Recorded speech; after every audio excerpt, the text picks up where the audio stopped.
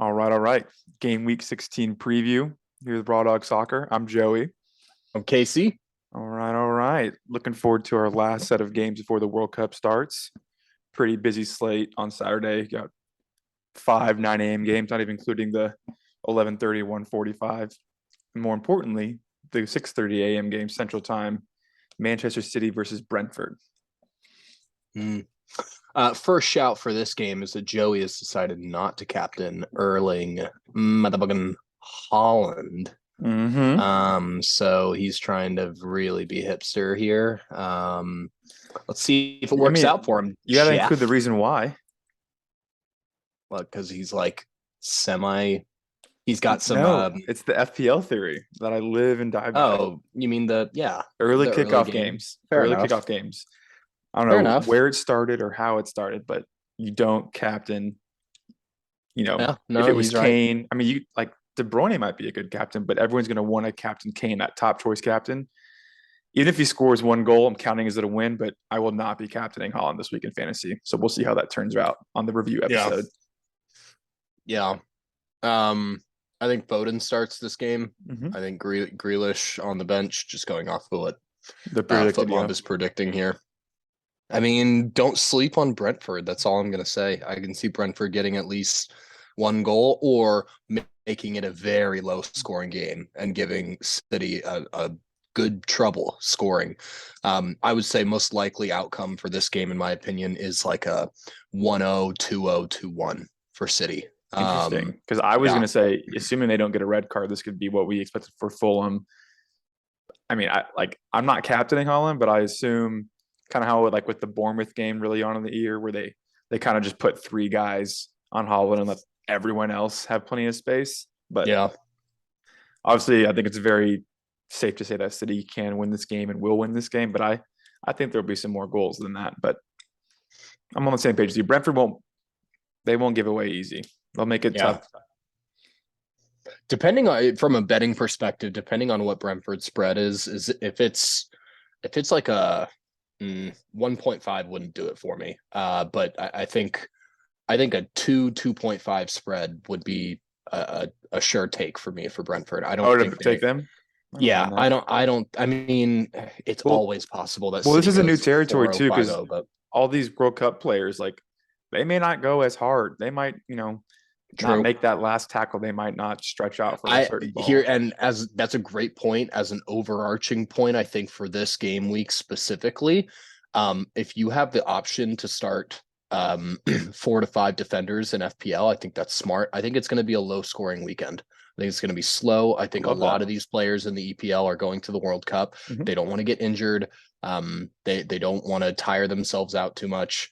I can see this being a very low scoring, very just kind of methodical from every team weekend. So Well, what a great take to lead us into the next game with Bournemouth versus Everton, low scoring games. I yeah, unfortunately think that Bournemouth will win this game. I don't know if it's going to yeah, be a 2-0 or 2-1, but especially with DCL being confirmed out with a shoulder or with a. yeah. But that's actually positive for us. It's really unfortunate, but that's actually a good thing. It's like Timo Werner like getting injured for Germany for this World Cup. I think that was actually a positive for Germany because one, they would have been forced to play him, and two, Timo Werner. It's so frustrating. He's a good player, but he's also not good. It's just as simple as that. I mean, he has games where he's an actual ghost, and then he has games where he gets 2 or 3 goals because he can clinically finish. I think Kai Havertz deserves that spot right now. Deserves is strong, but I think that he is the person for that striker spot for Germany right now. And I think it's the same kind of context with DCL. DCL was an absolute shell of himself when he came back. So now he's injured again. And honestly, I think that's a positive thing. I think we will actually create more chances and be a little bit more dangerous, whatever that means. But no, I mean, I don't like the optics of this at all. This could Could be Frank's last game, could we see this as 100%. a oh, I was gonna say, could we see this as like a 0-0 game, or in the context of Frank Yeah, being fired, that they could, if they I do think like go a goal down, the pressure just goes too high or gets too high. let's we'll keep it at this. Everton won't score more than 2 goals. 2 goals would be very I don't think that will happen. I think maybe we score 1 goal. And I also don't think Bournemouth will have a lot more trouble unlocking this back line that's projected here rather than fucking Mina, Keane, and Holgate in a 3-back. It just some of these players at Everton, they used to be great for us, but I literally don't want to. I don't want to see them wear the jersey ever again anymore. Like, it's gotten to that point. It's so frustrating. Keane is a shell of himself. Mina, it's hard for me to speak on Mina. Holgate should be in the Championship or even League One. He's just not a Premier League quality player. Neither is Tom Davies. Sorry, guys. I know you guys have been at the club forever, but it's not it anymore. Anyways, that's my take. I'm very pessimistic on this game. I think it's a 0-0. Maybe Just wait for my 1-1. Tottenham takes. We'll be on the same side. But moving on to the next game, we've got Liverpool against Southampton. It's easy to say with Salah scoring 2 goals against Tottenham, obviously with one of them being gifted by Eric Dyer, but Egypt's not in the World Cup. Yeah, because Ghana beat them, or Senegal beat them for the last spot. Mm-hmm. I think, assuming Salah plays centrally and assuming that he's played exactly where he's played the past few games, this could be a feast for Salah. Yeah. Last game before the World Cup break, he's obviously not going. Nunez is going to try and stay in form. They got plenty of players here who are all going to the World Cup. So they'll, on the side of, they want to keep it a low scoring game, I think I see Salah just like keeping every chance, being super selfish, and then trying to score any chance he can get. I think this could potentially be a 3-0 plus for Liverpool. I think that everyone is kind of still on that, Liverpool bad type of phase that they were in. But I said it last week. I mean, Klopp was forced to make changes. He was forced to do something, and he's an amazing manager. And I think what he's doing is the correct move in terms of how they play, the positioning on the field. It's different than what they're used to, but he's doing very well with it. It's basically full strength lineup, barring a few, obviously. But I think Liverpool comes at this hard, gets a big win before the World Cup for a lot of their players. On the other side, this is a new manager game for I think his name's Nathan Jones for Southampton, because they fired I think that's the interim manager. And then Nathan Jones they just hired from Luton Town. Wait. Yeah, something's up with that. Lingiers. No, I'm on my phone right now, and it says Nathan Jones because he came from Luton Town, who are currently sitting mid-table of the Championship. So interesting. I'm not sure what this guy's story is, but new manager bounce is definitely a thing. Yeah, I don't think it's enough because this over. Yeah, no, I agree. This game is a heavy, good betting game for me, in my opinion. I think a Liverpool spread / alternative spread too, or alternate spread would be good here to get max value. And then I also think corners and yellow cards are this game is going to be heavy, pretty back and forth, but mostly leaning Liverpool. And there's going to be lots of chances with corners. Bazunu, he's a great goalie. He's a really good goalie, and he will make saves and parry out. I think, just from a betting perspective, I see Liverpool dominating this game, and there being lots of corners, lots of fouls, lots of free kicks, that kind of game. I agree. Now, moving on to another game coming up, we have Nottingham Forest against Crystal Palace. I have some info that might surprise you. So, one, obviously, Forest just beat Tottenham in the EFL Cup, as well as Arsenal, Chelsea. A lot of big teams lost, but Forest have actually, in the last 3 games, have gotten 2 draws and a win at home. So not necessarily a fortress because they're not, keeping clean sheets, but I think this is a very realistic chance they get a point at least, even with how Crystal Palace is playing. I agree. Yeah, I don't have too much input on this game. I think Forest are catching some form. All it took was this squad of look at this lineup. It's almost entirely brand new players, and their bench is full of brand new players. They needed time to build some chemistry to figure themselves out, and I think they're starting to see that a little bit. Their confidence obviously is pretty low, and their morale is pretty low. but they just need a whiff of success, which is what they've kind of gotten recently.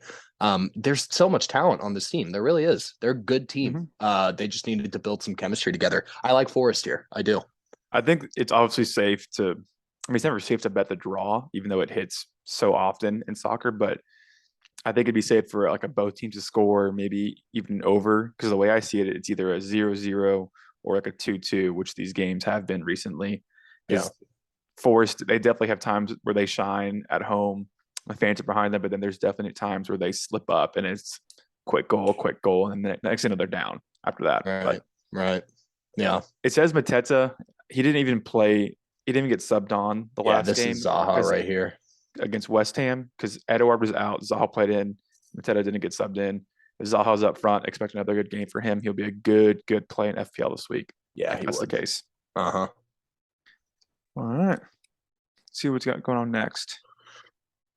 Oh, we got us. Tottenham. Love this game. This game's gonna be so much fun. Sorry, Tottenham Leeds. Okay. So I have the resident Tottenham fan. I've been down on them for every game that Kulu's been out. Now Kulu comes in, gets subbed on, gets the assist against Liverpool. He gets subbed on against Forest, but nothing happens there. I won't read too much into that just because it wasn't a Premier League game and everything was going wrong. But this has like 5-0 Tottenham written all over it, or like a 3-2. I don't know who wins it. That's how this game's gonna go.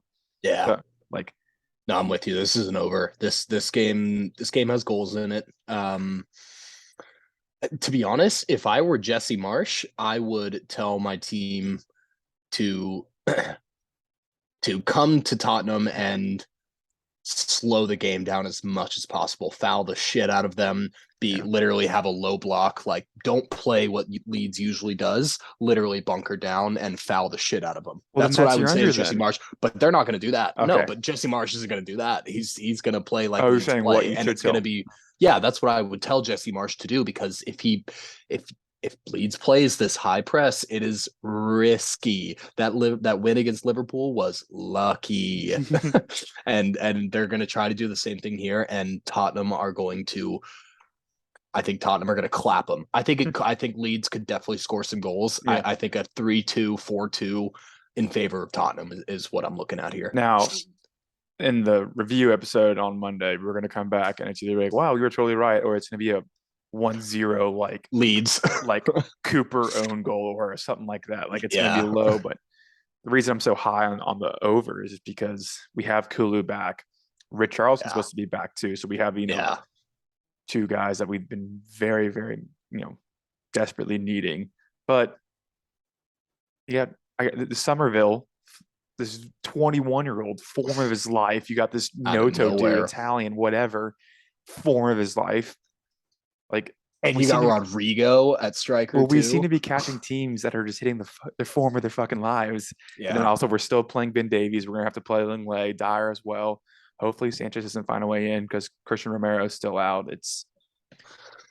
We'll go down. We'll go down early. The boos will ring. It might be 1.5. We'll get booed off the halftime, and then we'll fucking come in at half and score. But there's so many routes for this game to go, but I do expect both teams to score. Yeah. Yep. Which will be fun to watch. This is the one that I will be tuning into. Fuck Everton, Bournemouth. I will not be watching that game. I will, but. All right, next up, we have the West Ham Leicester game.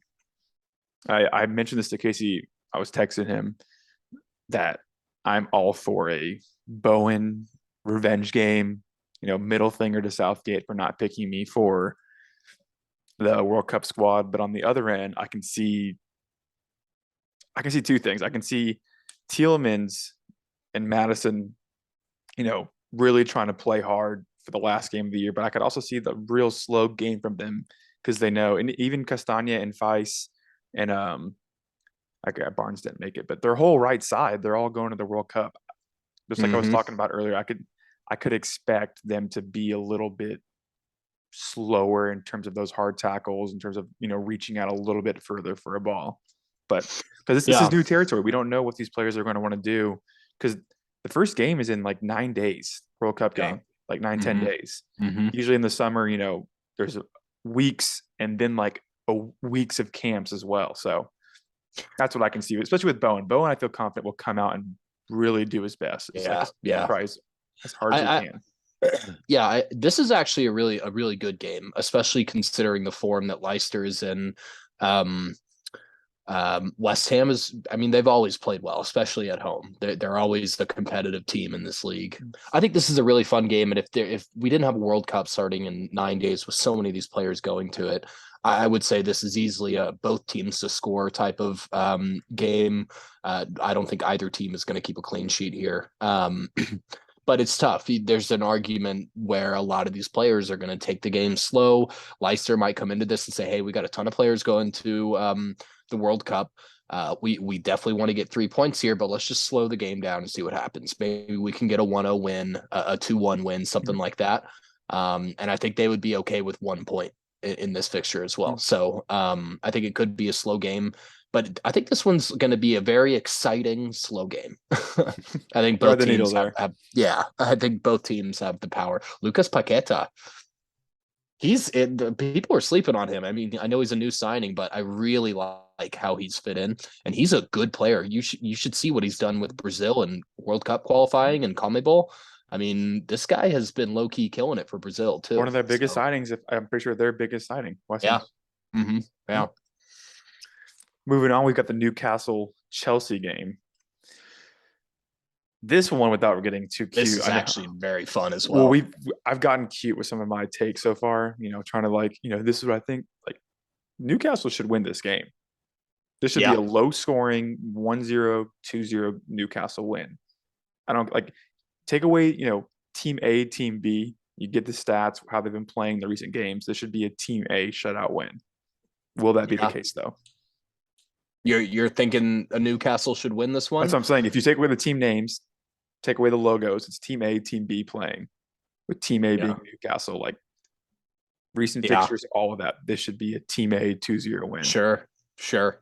I think I'm going to be betting on Chelsea this game. You shithead. Yeah, I know. I think this is, and I would say honestly, Vegas probably even has this as a toss up too. I haven't looked at the lines yet, but I would say Chelsea are not super favorites for this game. I would happily take a Chelsea like -1.5 even, just as a surprise to kind of settle Newcastle back down. I mean, this Chelsea squad is technically a lot better. So can I give you some numbers? Huh? I give you a few numbers. Give me all the stats you want. Absolutely. I'm going off straight vibes, baby. Newcastle has allowed 5 goals at home. Chelsea, and we're in game week 16, but obviously the Queen's death postponed a bunch of games, and there have been some here and there. But game week 16, I think they've played 14 games total, 7 total away goals. And it says Team A 2-0. Let that sit with you, everyone. Chelsea -1.5, baby. There would obviously have to be very good odds on that. If Chelsea are like super favorites in this game, absolutely take Newcastle. But I like Wilson's also a question mark Chelsea too. Upset here.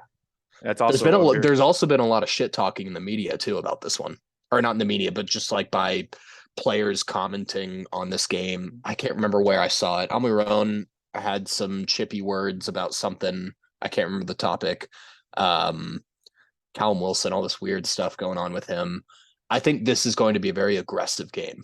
I think low key, honestly, I think someone very important for the World Cup gets injured in this game. So Trippier with his hamstring problem. Yeah, Trippier, Sterling. Callum Wilson's ill though, and they're saying he's a doubt for this game. So I don't know if he's going to play up top. I can see Thiago Silva going down with an injury or something like that. Sad. That would be super sad. Kovacic, honestly, he's integral to Croatia. So yeah, I see this being a very chippy game where someone important for the World Cup gets injured. It's going to be very sad. Sure. Fabian Schär as well. Some big Swiss guy. All right. The final game on Saturday, we've got Wolves against Arsenal at 1:45 or 13:45. I didn't realize you had that. I think I'm going to stick to my guns, stick to the same take as a Team A, Team B kind of read in this game. I think for Team B, Arsenal, they honestly haven't been that crazy dangerous away. I was looking at this earlier. They beat Chelsea 1-0 away.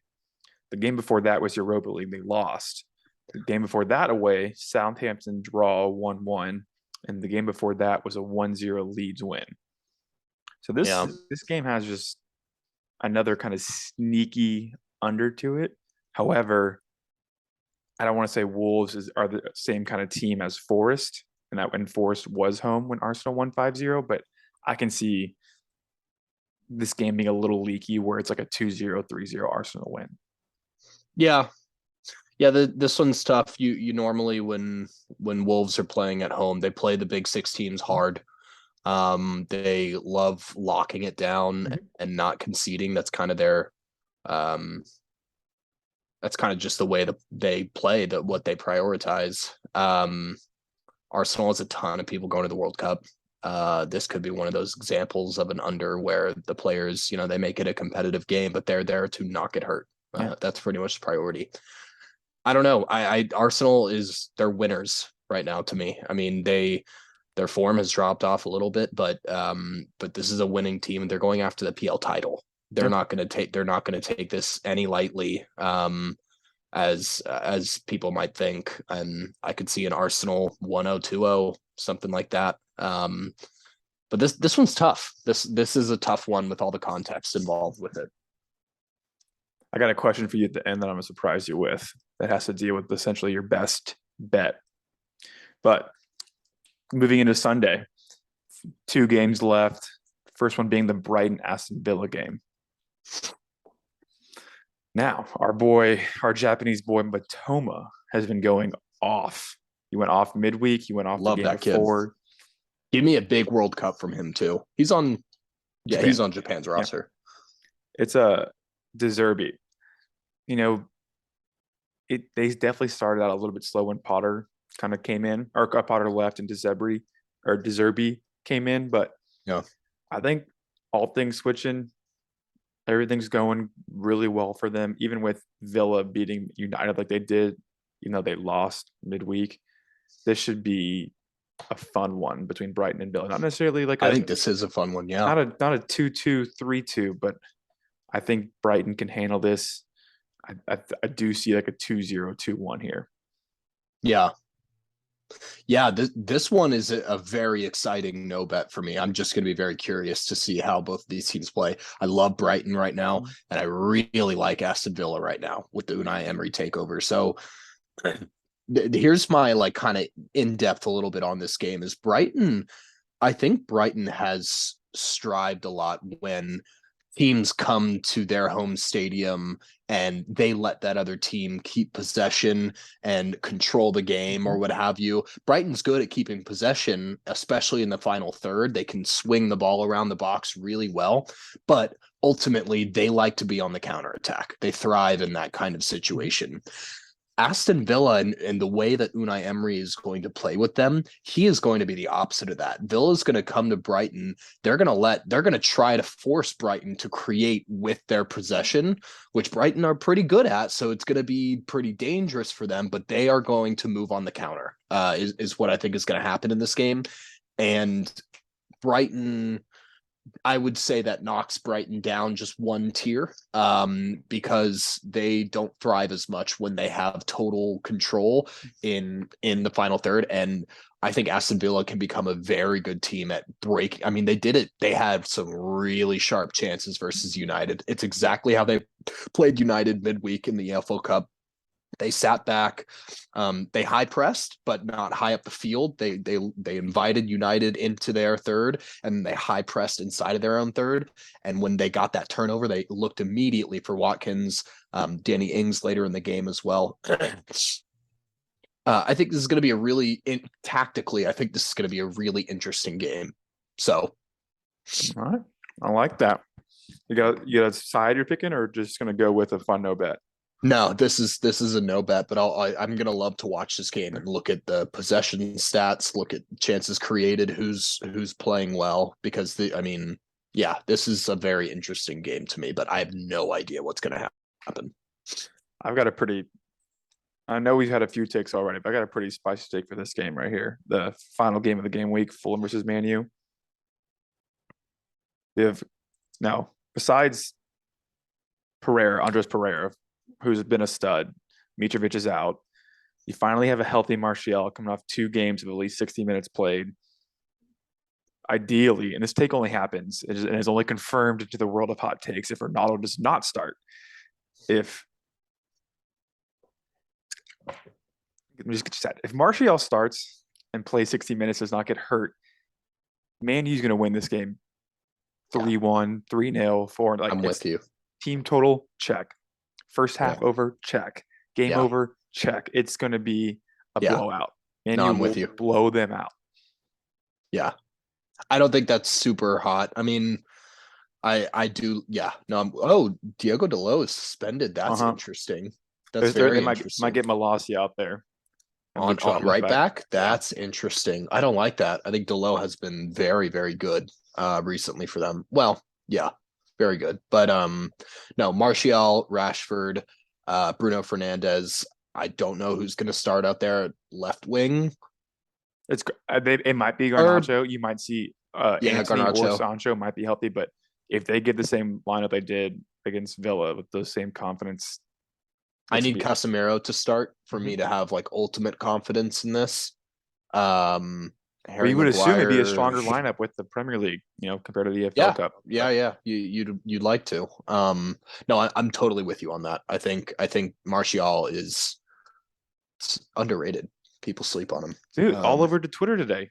I guess they had a press conference or something that Ten Hag was talking about Martial, where he's like, he can hold the ball, he can dribble, he can shoot. Like, he's my type of player, and that's what you want to hear from the head coach. Yep, FPL, perk your ears, FPL people. Yeah, Martial, perk your ears. If you're not going to captain Holland, Martial's a great pick, but I wouldn't captain a forward. I do a midfielder. Ideally, Salah. Yeah, Salah's a great captain this week. All right. So we've run through all the games now. Takes were mediocre, some fire there at the end, but we're excited to watch these games. Look out on Monday for review, and then we haven't decided yet, but look out for a World Cup episode. Now, Casey, I had some thoughts. Is that going through our group, we'll go through the roster. I mean, obviously we don't know many about Iran players, but we'll go through that. But then the rest of the groups, I think we'll kind of keep it quick and just, who do we win? Who's the runner-up? And then we'll do a whole other episode of the actual round of 16, 8, 4 games. Yeah, I think what we can do is we can have a bracket video, and then we can also have a fantasy video where inside of the bracket video we are analyzing each team while we're showing how we think the bracket's going to play out. And then we can kind of analyze each team and look at the players and things like that, and kind of do a whole preview inside of the bracket challenge. And then do a whole separate fantasy video, because that's going to be really fun this year. Yep, it will. Yeah. Very well. All right. Thank you for tuning in, and look out for us on Monday. We're coming.